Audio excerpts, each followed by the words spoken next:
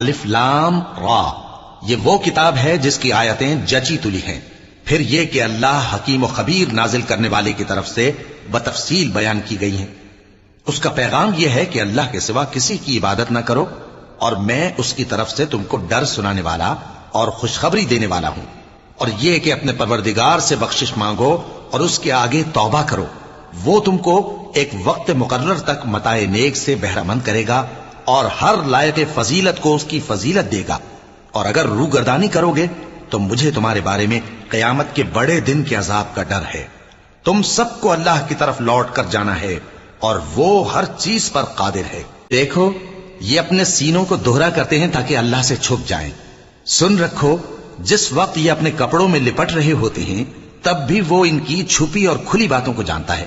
وہ تو دلوں کی باتوں تک سے آگاہ ہے، اور زمین پر کوئی چلنے پھرنے والا نہیں مگر اس کا رزق